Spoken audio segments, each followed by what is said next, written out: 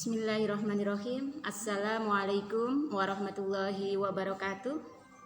Bagaimana kabar anak-anakku semuanya? Semoga kalian selalu dalam keadaan sehat walafiat, selalu dalam lindungan Allah Subhanahu wa taala.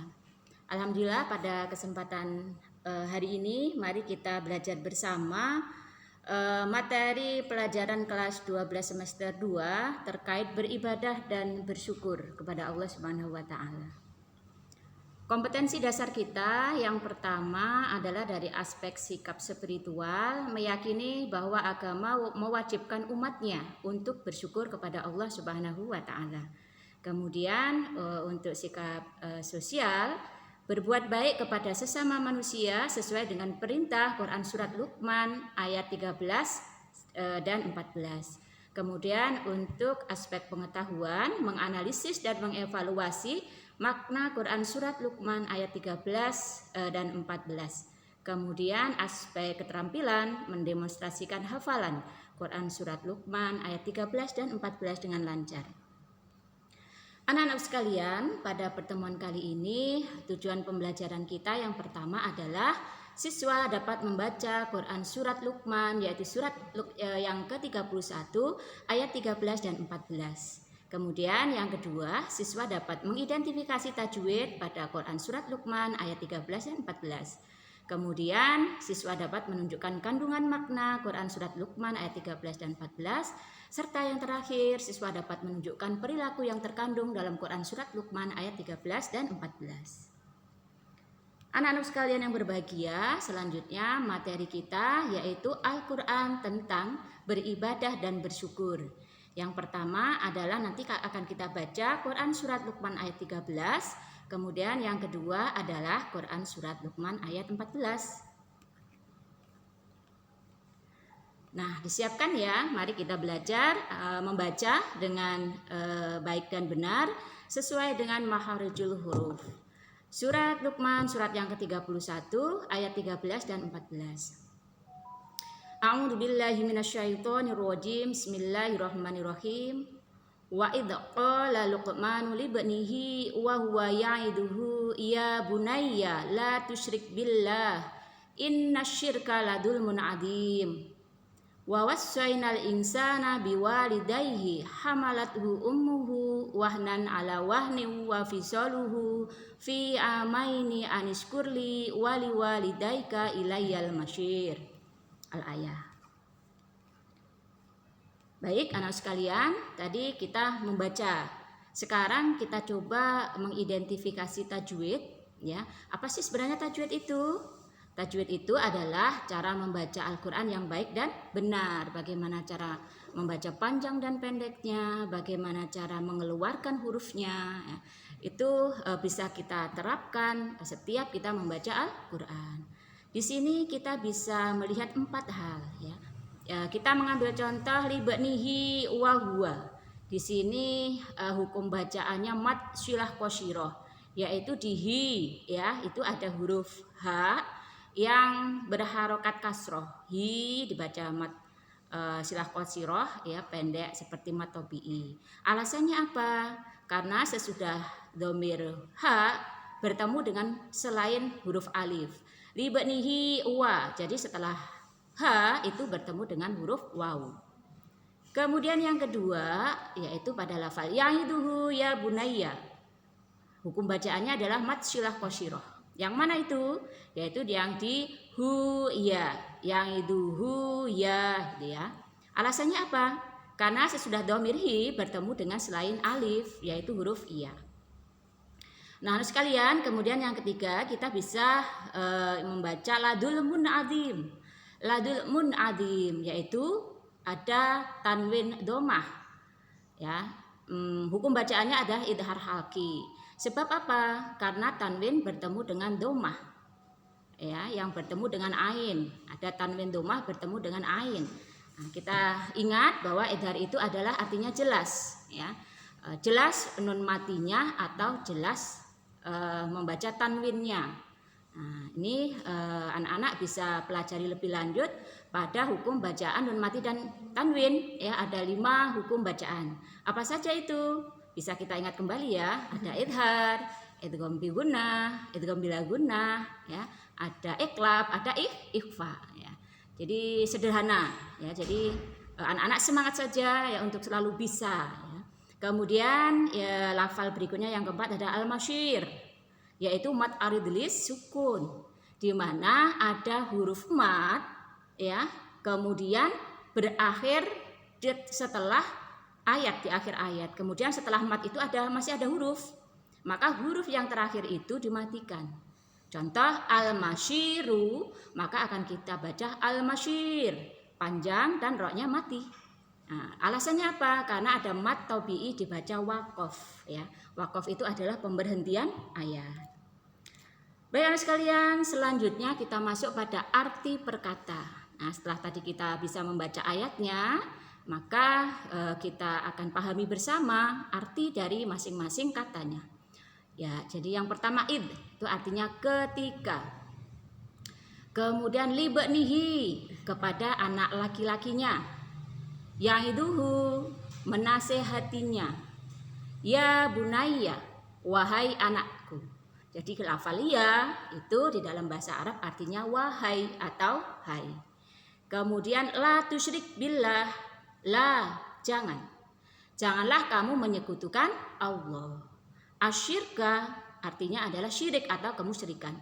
La dulmun adim artinya adalah la sungguh-sungguh. Dulmun itu adalah kedoliman adim yang besar. Benar-benar kedoliman yang besar. Wa wassaina dan kami mewasiatkan. Wa satu itu artinya dan. Wa ana wa anta saya dan kamu. Wa itu artinya dan. Wassaina itu kami mewasiatkan. Selanjutnya biwalidaihi artinya kepada kedua orang tuanya. Hamalatu ummuhu ibunya mengandungnya. Wahnan ala wahnin lemah yang bertambah lemah. Fisaluhu menyapihnya. Amaini 2 tahun. Am itu artinya tahun. Kemudian kalau diakhir dengan ya dan non itu menunjukkan angka 2. Ya, amaini 2 tahun. Anishkurli bersyukurlah kepadaku. Liwalidaika kepada kedua orang tuamu. Al-masyir tempat kembali. Nah, itu arti perkata. Selanjutnya kita baca artinya yang secara utuh. Yaitu dan ingatlah ketika Luqman berkata kepada anaknya di waktu ia memberi pelajaran kepadanya. Wahai anakku, janganlah kamu mempersekutukan Allah. Sesungguhnya mempersekutukan Allah adalah benar-benar kedoliman yang besar. Dan kami perintahkan kepada manusia untuk berbuat baik kepada kedua orang tuanya, ibunya yang telah mengandungnya dalam keadaan lemah yang bertambah-tambah dan menyapihnya dalam 2 tahun. Bersyukurlah kepadaku, pada Allah dan kepada kedua orang tuamu. Hanya kepadakulah kembalimu. Ku siapa di sini? Ku itu adalah ku Allah. Jadi hanya kepada Allah kita semuanya akan kembali. Quran surat Luqman ayat 13 dan 14. Ya, nah selanjutnya setelah kita mengerti artinya kita akan mencoba sebenarnya tafsirnya bagaimana ya? Ya, tafsir ayat. Yang pertama tafsirnya Ibnu Katsir dalam tafsirnya menjelaskan Luqman ya, menasihati anaknya yang merupakan buah hatinya. Ya, dia sebagai orang tua ya yang penuh kasih sayang ya memberikan sesuatu yang utama ya dari pengetahuannya. Karena itulah hal pertama yang ia pesankan pada anaknya, hendaknya ia menyembah Allah semata, jangan mempersekutukannya dengan sesuatu apapun. Tulis Ibnu Katsir. Kemudian ia mengingatkan anaknya bahwa syirik adalah kedoliman yang paling besar. Mengapa syirik merupakan kedoliman yang besar? Syekh Wahbah Az-Zuhail dalam tafsir Al-Munir menjelaskan zalim adalah meletakkan sesuatu tidak pada tempatnya. Sedangkan syirik adalah kezaliman terbesar karena berkaitan dengan pokok ibadah, ya, yaitu menyamakan dan menyetarakan sang Khalik itu dengan makhluk. Nah, itu adalah suatu perbuatan yang sangat dibenci oleh Allah sebagai Tuhan kita. Nah, Tuhan kita adalah esa satu-satunya, maka tidak boleh menyembah selain Allah, memohon pertolongan selain Allah, ya, mengharap segalanya selain kepada Allah tidak boleh. Kemudian kita akan coba pahami tafsir Buya Hamka. Itu menjelaskan dalam tafsir Al-Azhar, ya, syirik merupakan kedoliman besar karena ia memperbodoh diri sendiri. Memang aniaya besarlah orang pada dirinya kalau dia mengakui adanya Tuhan selain Allah. Padahal selain Allah adalah makhluk, tulis Buya Hamka. Dia aniaya atas dirinya karena Allah Subhanahu wa taala mengajaknya akan membebaskan jiwa dari segala sesuatu selain Allah. Nah, itu anak sekalian terkait dengan tafsir. Nah, selanjutnya setelah kita mempelajari tafsirnya, kandungan ayatnya bagaimana ya? Baik, kita pelajari bersama. Yang pertama, orang tua harus mendidik anak-anaknya untuk bertauhid kepada Allah Subhanahu wa taala. Pendidikan yang paling utama sehingga menjadi orang yang pertama yang diberikan Luqman kepada anaknya. Nah, hal ini juga nanti dari orang tua, hal yang pertama dilakukan adalah dia mendidik anak-anaknya untuk bertauhid, untuk beriman kepada Allah Subhanahu wa taala. Kemudian yang kedua, surat Luqman ayat 13 itu berisi larangan berbuat syirik. Kemudian yang ketiga, syirik atau menyekutukan Allah merupakan kedaliman yang paling besar. Tidak ada perbuatan dalim atau aniaya yang melebihi besarnya dosa syirik.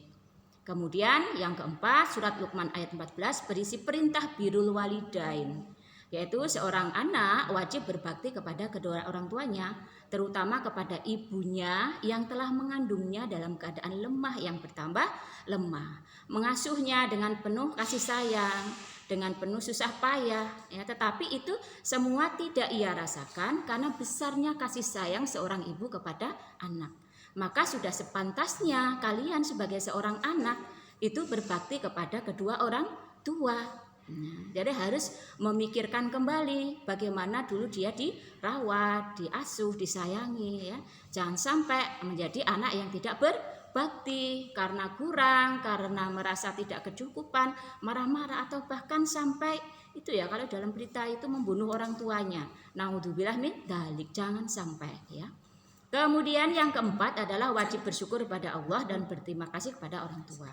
Kemudian yang keenam adalah mengingatkan semua manusia itu akan kembali kepada Allah untuk mempertanggungjawabkan perbuatannya di dunia. Nah, selanjutnya anak-anak sekalian, kita yang terakhir adalah perilaku yang mencerminkan kandungan Quran surat Luqman ayat 13 dan 14. Nah, setelah kita tadi baca, kemudian tajwid, ayat, tafsir, ya, kandungan, sekarang apa yang dapat kita ambil dari makna ini, surat ini, ya? Yang pertama, kalian, ya, tidak boleh menyembah selain Allah, ya. Tidak boleh menyembah selain Allah. Jadi harus menyembah, memohon perlindungan, memohon keselamatan, memohon rezeki hanya kepada Allah Subhanahu wa taala. Ya, jadi Allah memberikan segalanya, jangan sampai kita lari, ya, keyakinan kita kepada yang lain. Kemudian yang kedua, tidak menyekutukan Allah. Yang ketiga, berkata sopan dan lembut, penuh kasih sayang. Kemudian yang keempat, sayang kepada kedua orang tua. Yang kelima, mendengarkan dan melaksanakan semua perintah orang tua selama perintah itu tidak bertentangan dengan syariat. Maksudnya bagaimana? Jika orang tua itu memerintahkan pada yang berbuat kemaksiatan, kesyirikan, maka wajib untuk menolak dengan cara yang halus, ya. Boleh untuk tidak mentaati, tetapi harus diingat selama perbuatannya atau perintahnya itu adalah mengandung kebaikan dan tidak mengarah kepada kesyirikan, ya wajib untuk ditaati. Kemudian yang keenam, meringankan beban orang tua. Nah, kalian sebagai anak coba belajar, ya, meringankan beban orang tua dengan cara apa? Ya, membantu di rumah, ya, membersihkan rumah, mungkin menyapu lantai, membersihkan piring, mencuci baju mereka, ya. Nah, dibantu kesulitan orang tua. Melaksanakan perintahnya, mungkin diperintah, nak belikan ini, nak tolong itu, nak ini apa, itu dengan ikhlas, dengan penuh kerendahan hati melaksanakan perintahnya. Karena yang sering sekarang itu adalah anak nggak mau diperintah orang tua, nak tolong ini, oh males pak, saya masih HP-an dan sebagainya. Maka itu tolong ya, jangan dilakukan. Mengingat apa, orang tua masih bisa bersama kita. Nah kemudian yang terakhir adalah menjaga nama baik orang tua, baik di lingkungan keluarga, lingkungan sosial, masyarakat dan semuanya. Nah itu anak sekalian ya terkait tadi materi kita beribadah dan bersyukur kepada Allah Subhanahu wa Ta'ala. Nah nanti silahkan anak-anak resapi, pahami ya, dan kita bisa lanjut pada sesi berikutnya. Sekian yang dapat Bindang sampaikan. Terima kasih. Apabila ada kurang lebihnya, Bindang mohon maaf yang sebesar-besarnya. Semangat untuk kalian semuanya dan tetap berdoa agar orang tua diberikan panjang umur, kesehatan dan keselamatan dan murah rezeki. Amin. Sekian dari saya. Terima kasih. Wassalamualaikum warahmatullahi wabarakatuh.